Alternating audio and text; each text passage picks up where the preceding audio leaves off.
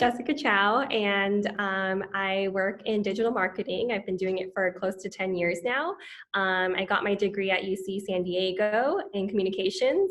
And yeah, I mean, straight out of college, I knew I wanted to work in entertainment. So I moved straight to LA without knowing anybody. I didn't know anything about the industry really. And I just knew that I wanted to, try my luck and work in entertainment, ideally as a producer someday. And so I got kind of into it by starting at a startup. And at the time, we were doing live streamed content. So red carpets, concerts, all those kinds of things. And it was live, which at the time was super, super exciting. I mean, it's still exciting, but now everyone can do it. Yeah. But back then, we were one of the few companies that could do it. And so that's how I kind of got my foot in the door. We were doing all these entertainment events. And from there, I stayed in digital because it was so exciting to learn all of these new technologies that people were using to connect with people over the internet. And I did that for a few years. And I guess like where it was kind of pivotal in my career was realizing that as a woman, I was picking up on a lot of experiences that were very kind of shocking to me in the workplace, and recognizing that as a young woman, especially, I was being treated differently. I was being paid less. There was just a lot going on that really set my senses kind of off about kind of the workplace situation for women. And so it was actually early in my career that I realized I actually would love to be able to use my skills and my talents to help women and empower women, and kind of fight for that equality in the workplace and beyond. And that was a pivotal realization in my career. And that's when I started working for a company called Women Rising. And we produced content and experiences to really uplift and share women's stories. And yeah, that was an amazing journey. We worked on a documentary together. We did a lot of women's events. And after that experience, I decided I wanted to start something on my own and try something out on my own and see where it would take me. And that what I decided to throw myself into was automotive. Out of all the things I could choose, I was like, let me just work on cars. Having zero in cars, my dad never showed me how to work on my car. He always just told me, you got to learn.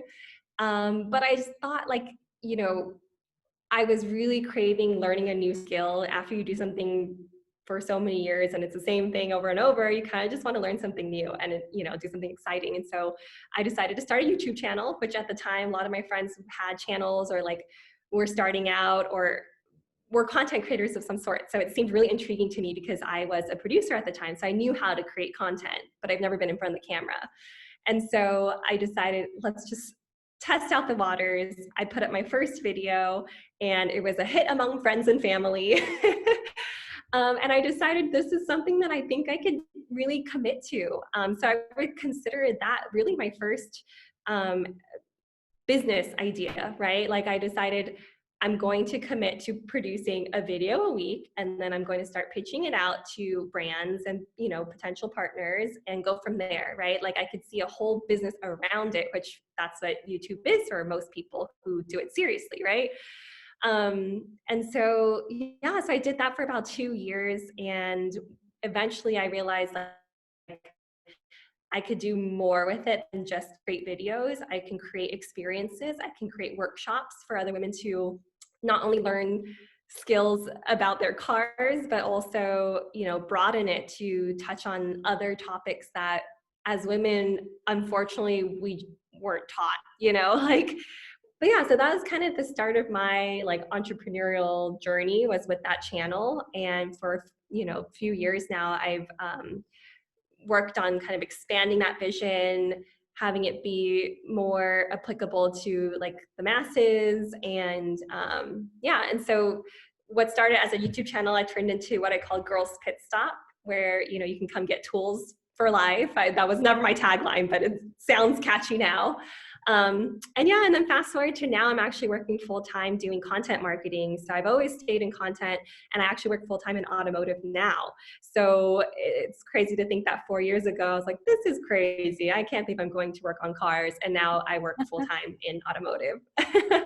Wow, you have literally done everything. That is quite the story. Your YouTube channel sounds amazing and sounds like sweet. Yeah, it's definitely still up and running. I mean, I have not posted content in quite some time. I kind of put a bow on it after I decided to go full time. It's a lot to manage. If anyone out there's wanting to start a channel, know that it's a whole lot of work. But yeah, it's definitely still up, and there's like probably 60 or 70 videos that you can learn about your car when you start driving. Wow, well, that is a great idea. So, starting your YouTube channel, and even in the beginning when you first went into entertainment, did you Mhm. have a role model or a mentor, or who was your biggest inspiration? Yeah, when I guess I was it was a shot in the dark to even move to LA and want to work in entertainment. I didn't know much about the industry. I didn't know people in the industry. I kind of just had this feeling that I wanted to try it out because as a teenager, I watched a lot of late night TV like Conan O'Brien. I loved, still do. And I always thought, like, how fun would it be to be able to produce shows that makes people smile and happy and all that stuff. And so I didn't have like one actual role model or inspiration when I started my career.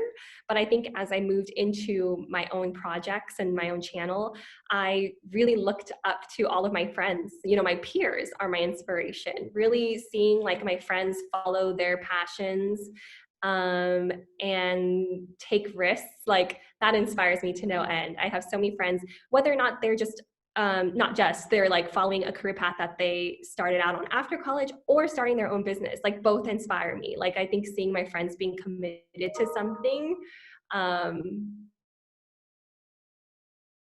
is is all right, because I think you create this own community for yourself. So, when starting a company, what would you say is the most important first step? Well, when I started my channel, because I consider that kind of the first, part of the business was starting that channel, I had to convince myself. So the first step I took was creating a presentation. Um, just so that I can get my thoughts on paper, right? So I can plan out, okay, this is the vision, this is the mission, where can I take this? And so I'm a visual learner, and so I had to see on paper what I was setting out to do. And then separately, I had to convince, I didn't have to, but I did. I called my parents and I said, Mom, Dad, just so you know, I have left my job. And I have this crazy idea, but let me present it to you, right? And so I walked them through my whole vision, how it can actually make money eventually, but on the way, really inspire and empower a lot of people to learn more about their cars. And at the end, I remember my dad saying, wow, that is a good idea. And so I had my dad sign off, and that was good enough for me. But I would say the most important first step is like really, really sitting with the idea and like convincing yourself that it is what you want to dedicate a year, 2, 3 years to. Definitely. I cannot agree more. I'm completely a visual learner, and that's exactly how I started with a business plan. Awesome. Good Yeah. advice. And what would you say are the top 3 skills a girl needs to be a successful entrepreneur? Okay. Well, I definitely wrote this one down because there are so many I skills. know. I think the main ones for me are empathy would be the first one, because I think when you set out to start a business, you're wanting to create a solution for others, right? You want to help improve their lives. And so you're going to have to be able to empathize with them and recognize what experiences they're going through in order to make it better. So I feel like empathy is number one, right? Like for me, when I started out, I knew that personally, I felt very vulnerable when my car broke down, which was more often than not. I had a very old used car that I bought on Craigslist against my dad's recommendation. And I knew that if I felt vulnerable like that about my car, surely someone else, even one person out there, must feel that way too. And so being able to like connect with others and say like, okay, this is how the experience has made us feel. What can I help do about it, right? So empathy is number one. And then secondly, I think clarity, like having a true clear vision around what you're setting out to do. And this goes back to the business plan, right? Like you set out to do, you have to understand, maybe you don't see all of the steps just yet and there's some gaps, but to have that overall picture of like, where do I want to get? And then you can figure it out along the way. And then the last one is just tenacity. Like you have to be able to get through obstacles in one piece and stay strong, mentally, and really like have that grit that keeps you on the journey. Otherwise, one week a ton of bad things could happen and you can just jump ship, right? So I think tenacity, definitely. So empathy, tenacity, and clarity. Wow, those are some great points that I had never thought about. The clarity was a really good one. What would you tell a young teenage girl who wants to try entrepreneurship or start her own company, but she feels like she doesn't know enough or she's not ready? That imposter syndrome affects everybody. It's not a matter of age, it's not a matter of experience. Like, I think I was listening to maybe Michelle Obama's podcast. I listened to a few podcasts on like someone definitely mentioned, and it was someone that was very um, seasoned and experienced that said that they too have felt imposter syndrome, right? That it doesn't like everyone's going to face imposter syndrome. And so if you're feeling like you don't know enough, well, that's part of the process, right? Learning is part of the process. You can be the most successful founder and still be learning every single day, whether you're learning about, the people who work for you or ways to pivot with your business. Your learning is part of the process, and try to kind of shake off that imposter syndrome so you can get to the good part of the learning process, right? Otherwise, you're just going to be kind of paralyzed and sit there thinking, oh, I don't know how to do this. Well, learn how to do it or ask someone who knows how to do it. And that's like I think another piece of advice I would give is don't be afraid to ask. I love to ask all the questions. Like I'm sure I'm pretty annoying. Like even when the cable guy comes over to fix my cable, like I want to know, oh, so why is it down? What are you doing now? I'm probably, again, the most annoying person, but at the end of the day, people love talking about themselves, right? People love talking about what they do because obviously that's a good chunk of their life. So don't feel shy to ask questions. That is a great piece of advice. Thank you. I hope everyone listening takes that to heart. As an entrepreneur and starting your own channel, there are ups and downs. So, what have been some of the most difficult or disappointing parts of entrepreneurship, and how did you get through them? I think the mental toll really is something that nobody warns you about. I think a lot of people think, okay, well, I'm going to start on this journey. Of course, it's going to be difficult because I'm starting from scratch and got to do this, this, and this to get there. Like there's so many things to learn and do that it's really easy, sadly, to forget about your own mental health throughout the process. Um, you know, Starting your own business puts a lot of stress on you in so many ways. If you're on your own and you're needing to pay the bills, that financial stress is something that really crippled me for quite some time, to think like, well, I'm following my passion, but it's not making me any money.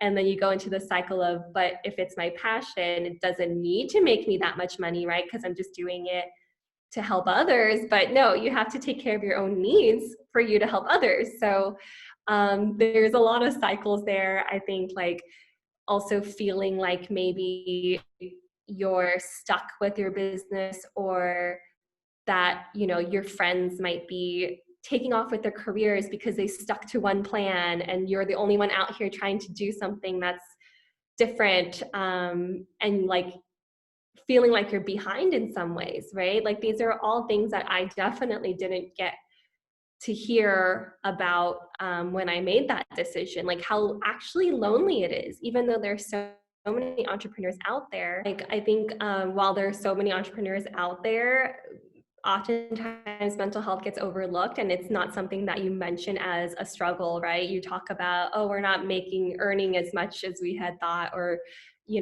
whatever. There's so many other challenges, but at the end of the day, like, you're only as good as your mental health is, right? And you can only lead it if you're fully there. And so for me, it was important to find kind of a support group of fellow entrepreneurs, of fellow female entrepreneurs, because there's so many nuances to being a female entrepreneur that someone else who isn't a woman founder might not have to deal with, right? And so it was super important for me to have that support group, be able to talk through these things, and be able to be vulnerable and talk about that imposter syndrome, right, that we mentioned before, so that you can get all that stuff kind of taken care of before you um, take care of other things. So Obviously, your channel was all about helping and empowering women. How do you face the gender gap in the entrepreneurial and workspace in general? Oh, like starting out, I definitely surrounded myself with a lot of other female entrepreneurs. And I do think if I could do it again, I would try to immerse myself in more diverse kind of settings, because I have gone to all the girl bosses and create and cultivate and all the places that, like, you feel definitely supported as a woman entrepreneur, but then it kind of gives you this like glossy lens of, oh, there isn't a real issue here, right? Like, we have each other, but that's not the case at all, right? There really is a gender gap when it comes to funding, funding female-owned businesses, um, and overall discrimination. And so for me personally, I dealt with it by like diving into those spaces and making sure that I stayed in those spaces. But at the same time, I think like making sure that you have like a realistic view of it, that if you are going to raise money, it is going to be difficult, right? Like, the organization All Raise, I would look at, I'm sure you're familiar if you've done your research, right? That they're really trying to kind of level the playing field for women founders and raising capital. Definitely a lot of amazing organizations that are like understanding what the real issues at hand are, because the conferences and all those women's groups are wonderful for confidence boosting, but at the end of the day, there's some real like tough truths out there about being a woman in any industry and in the workplace. So Definitely. Well, that was very surprising advice, but it totally makes sense to not just surround yourself with women, even if you're a women-centered business. yeah. And going off of that, how do you address diversity? But, How do you address diversity in your workplace?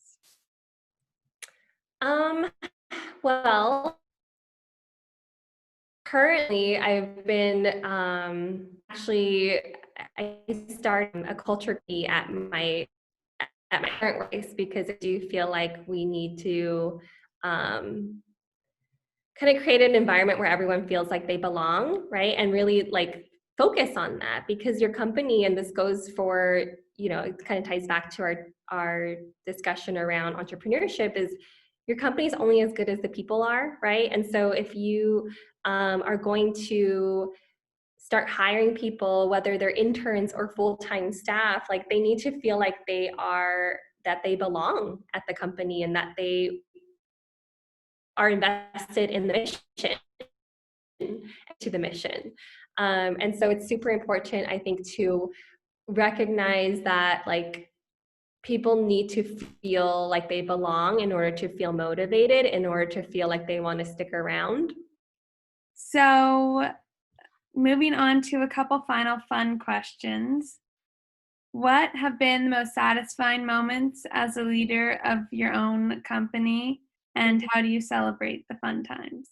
Yeah, I think the most satisfying is really seeing the work that you're doing be able to create positive change in other people's lives, right? Like I think for me with the channel, it was amazing to hear feedback that, hey, I was able to fix my air filter or, replace whatever it was, like through watching your video. That's always the most rewarding. Or my favorite personally was when dads would be like, oh, I showed my daughter this and now she knows how to do whatever, I was showing in the video.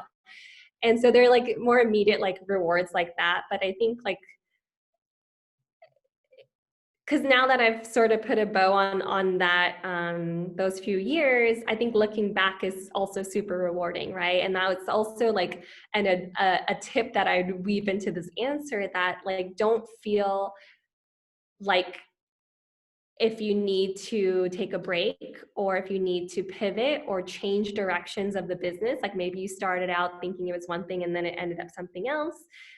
That's okay. Like I had to learn really how to relieve myself of that pressure, right? Because I was thinking for a while, okay, I'm kind of pigeonholing myself into automotive. How do I broaden that and tackle finance, tackle wellness, tackle, you know, education and all these things that like I felt bad about ditching the automotive side of things, but I think it's so important to not hold yourself to that high of a standard that you have to follow the path that you set out in the very beginning because things will change.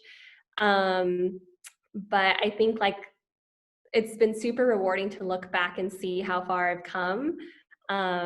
And yeah, I'm trying to think like yeah, I think for me, like it's really just hearing from the community that I've grown, like what different people have found useful when applying to their lives, like whether it is the automotive stuff or maybe it was the finance tip or building connections between the community, right? Like people will connect with each other through whatever you created.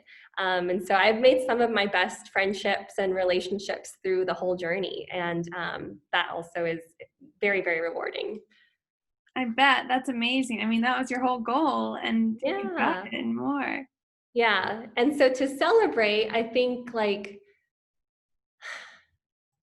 a more immediate response is every time I would wrap up like an event or do like a big shoot, I would just like get takeout and watch a show to reward myself, to relax and like kind of enjoy not working my butt off for a few hours. But yeah, I think like to celebrate and really just look back and smile, on the experience and try to change my mind that like, oh, it's not over now, and it's like, or it's not a sad thing that it's over now. It's like a positive thing that I was able to do what I did in those few years. That's amazing. This kind of ties into your that last piece of advice, but if you could travel back in time to when you started your channel and give yourself one piece of advice, what would it be? Gosh, buckle up. It would be to buckle up because I think like there's nothing that anyone can say to you to prepare you for the journey because your experience is going to be your own and it's going to be unique, right? Like it's not like one friend of mine could have been like, oh, you're going to do X, Y, and Z as a content creator, and that'll get you here. And it's like a sure bet. It's never going to be that way. And so my advice would be just like roll with the punches, but maintain your mental health along the way. I think that's so, so, so important to, continuously share that like it is a very, kind of stressful journey and you have to take care of yourself in order to sustain. Otherwise, you're going to quit maybe before a big breakthrough, right? So yeah, so just be to take care of yourself, because I kind of worked myself. I was so worn out all of the time because I felt like I have to just keep putting out content. I have to keep doing events. I have to do everything, right? And it just wasn't sustainable. So I definitely got burnt out several times along the way. And yeah, I think I could have avoided that if I paced myself. That is an incredibly important piece of advice to remember, so thank you for that. And the last question is, can you share a funny story from your career? Oh gosh, funny stories. I mean, I'm sure a lot of funny moments have happened, but looking back, I only think of like the kind of like crazy ones. Um, so I'll share like a crazy story and hopefully there's some humor in it. Perfect. Um, this was probably at like the height of my YouTube career when I was starting to land a few exciting like brand deals. And I was invited by Mercedes-Benz to go shoot a commercial out in Spain, which originally when they reached out, I was like, this has got to be a scam. This is unbelievable. Like, there's no way. And that's another thing, is right? That's how different ways imposter syndrome can creep in, that you like, this is too good to be true. I don't deserve this, right? And so I was asked to go out to Spain, and I was like, I need someone to go with me. I've never been out, I've never been to Europe before. Um, and I've never traveled that far by myself. And so my friend decided to come with me, but we had two different flights. And even leading up to it, like communication was fine, but there weren't too many details that we were given. It was just like, like get on the plane, show up, someone will pick you up and take you to this kind of remote location, and that's where you'll stay. It was like, my parents were so nervous. They thought it was going to be like take the movie Taken. Oh, And so I get on the plane, I get there, and I meet this wonderful producer who picks me up, and like we're driving. It's a rural road. We're on Majorca, which is a small island. And just more and more, I'm like, wow, this is a really crazy thing to do without as many details as I probably should have gotten from them. And like it was just getting darker and darker, and then we were driving on this dirt road, and I was like, this is it. Like, this is totally it. I need to warn my friend that, you know. And so in the end, it was all fine. It was the most incredible experience. And it was just funny because like the moments leading up to um, everything was just so nerve wracking. Like, what did I get myself into? And then meanwhile, my girlfriend she was flying from LA by herself as well. And, you know, you got to wait till you get to Wi-Fi to kind of connect to be able to communicate. So at least I got there a few hours ahead. I was able to connect to Wi-Fi and then message her like, I am alive. It's okay to come. It's okay to get on that plane.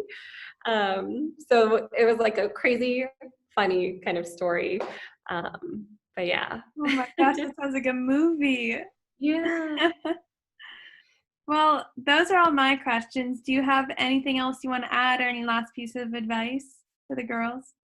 Um, I think just really like you can do it. You know, I think that it's super exciting what you're doing to encourage young women to kind of put themselves out there and take that risk, right? Because I think growing up for me, the path was always a four-year college, which I still think that there's so much value in going to a university. You know, obviously I went to one, and I learned so much there, but at the same time, like understanding how what your skills are, right? And you won't know that until you really put them to the test. I was one that I got into college and I knew I just wanted to get out and work. I wanted to start my career. And so I did summer school to just knock out all of my like credits. And so I graduated in 3 years, moved to LA and started working. And because in school, like you're learning kind of more by the book, and you're not really applying like your skills really outside of the classroom. And so I think it's super important to get those internships and just get whatever work experience you can get, and starting your own business, or if you have an idea, to really like kind of build out that business plan and understand what it all takes, is a great experience. And so I would say just go for it, and ask all the questions, reach out to people, connect with people over LinkedIn like we are, and don't be shy. Like it's a great time to kind of get started. And also we all have so much time now at home, so might as well do something with it.